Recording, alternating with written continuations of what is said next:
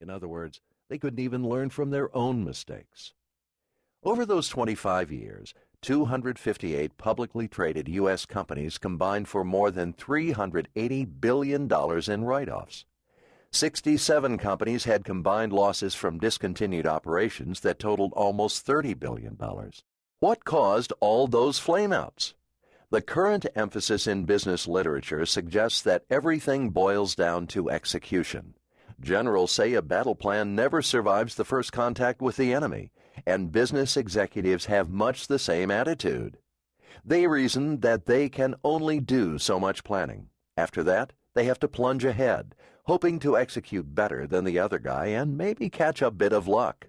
Yet, despite all the books written about how to improve performance by making individuals and companies more effective, we found that failures often don't stem from lack of execution, nor are they due to timing or luck. What we found instead is that many of the really big failures stemmed from bad strategies. Once launched, the strategies were doomed to fail, and these failures probably could not have been prevented by even spotless execution, unless the implementers were licensed to kill the strategy itself. The situation is rather like the charge of the Light Brigade. Faulty intelligence and vague orders contributed to the disastrous decision of the British to charge overwhelming Russian artillery in the Crimean War.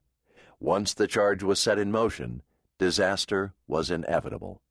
Into the valley of death rode the 600, as Alfred Lord Tennyson put it. With strategy often to blame, the next question is, are doomed strategies avoidable? Or are the fatal flaws only recognizable in hindsight? To answer this, we sifted through the database to eliminate cases where failure stemmed from poor execution or from environmental factors beyond management control. For instance, we didn't ding airlines for the plunge in traffic following the terrorist attacks on 9/11. Still, we found hundreds of cases where a strategy led directly to a major failure.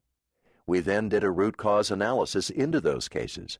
We reviewed financial filings, business and popular press reports, and assessments from industry analysts to understand the failures. We used numerous techniques to avoid giving ourselves the benefits of hindsight, looking at what was written at the time, seeing whether everyone in an industry was making the same mistake or whether our failure case stood out, and so forth. What we have found is that as many as 46% of the failures could have been avoided if companies had been more aware of the potential pitfalls. A significant percentage of the other failures, the ones that we didn't classify as avoidable, could have been mitigated if companies had seen warning signs and had proceeded more cautiously. Looking at the avoidable failures, we identified repeating patterns, where failures across multiple industries were variations on a theme. We then drilled into the repeating patterns or failure modes to draw the lessons about the common problems and ways that those problems might be averted.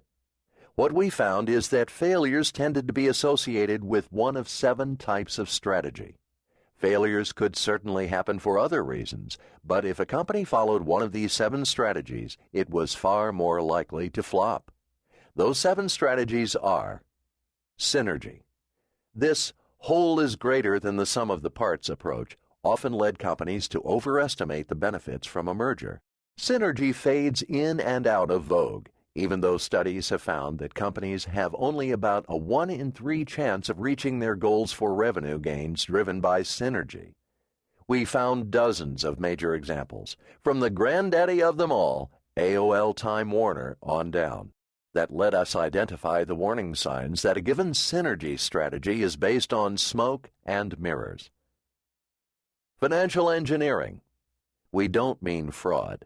We're talking about legitimate, albeit aggressive, ways of using accounting or financing mechanisms.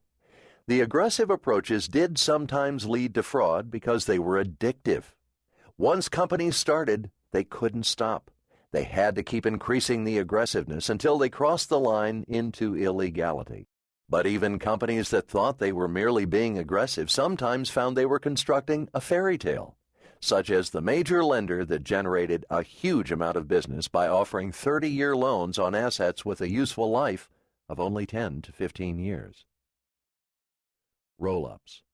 Much to our surprise,